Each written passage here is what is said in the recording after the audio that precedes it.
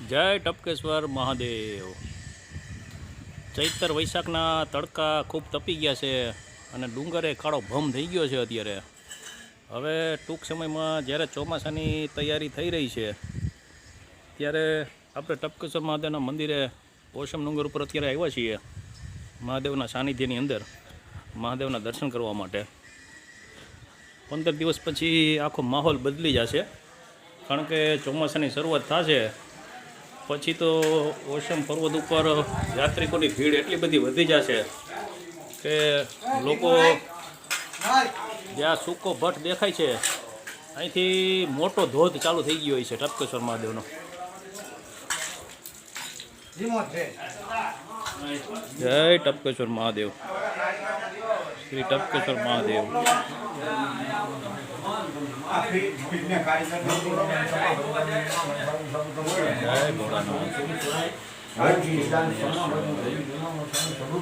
પછી ઓશમને પ્રેમ કરતા દરેક શ્રદ્ધાળુઓ યાત્રિકો ઓશમની મુલાકાત લેવા માટે વારંવાર ઓશમ પર્વત ઉપર આવશે।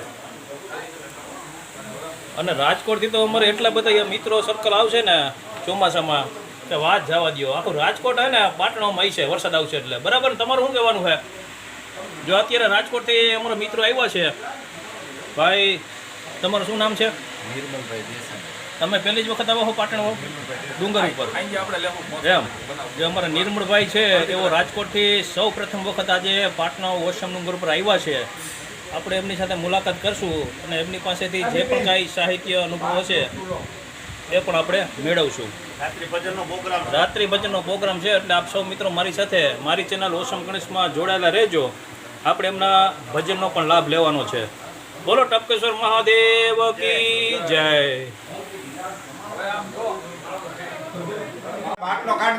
ટપકેશ્વર મહાદેવના મહંત પણ જો અહીંયા આપણી સાથે જોડાઈ ગયા છે। મહંત, વરસાદ થાય પછી ટ્રાફિક કેવી થાય? જોરદાર। અત્યારે તો 2 મહિના હાવ થોડુંક ધીમું પડી ગયું છે ને, હાવ નોર્મલ, કારણ કે આપણે આ ગરમી સહન ન કરી શકે સિટીના માણસો, બરાબર ને? અત્યારે છે ને હા, ગરમીની હિસાબે માણસો આમ બહુ ઓછું મુંજાઈ જાય। અત્યારે 45 ડિગ્રી તાપમાનમાં કેમ આમાં રહેવું હે? વધારે। અને એમાં આ રાજકોટમાં જે આ ટીઆરપી કેમ્પમાં જે અગ્નિકાંડ થયો છે, આપણે મહાદેવને પ્રાર્થના કરીએ કે તમામ સદગતને ટપકેશ્વર મહાદેવ તેમની આત્માને શાંતિ આપે, એમના માટે આપણે ટપકેશ્વર મહાદેવને પ્રાર્થના કરીએ છીએ। બોલો ટપકેશ્વર મહાદેવ કી જય। તમામ દિવંગતોને પરમ કૃપાળુ પરમાત્મા શાંતિ આપે એવી આપણે શ્રી ટપકેશ્વર મહાદેવને અત્યારે પ્રાર્થના કરી રહ્યા છીએ।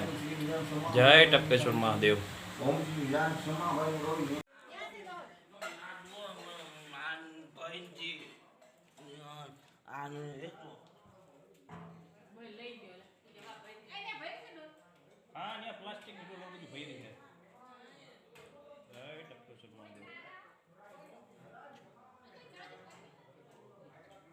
આ કુંડની અંદર પાણી ક્યારે ખલાસ નથી થતું, ખાલી નથી થતું આ કુંડ।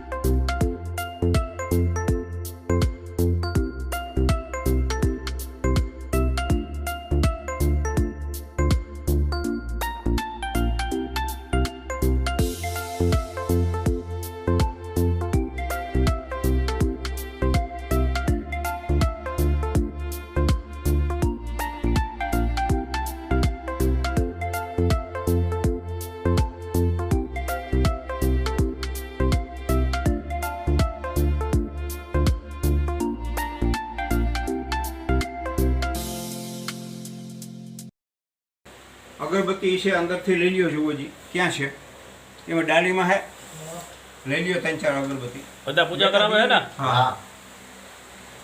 શ્રદ્ધાળુઓને આશ્વાસન આપે છે અને શ્રદ્ધાળુઓને પૂજા કરાવે છે બધા.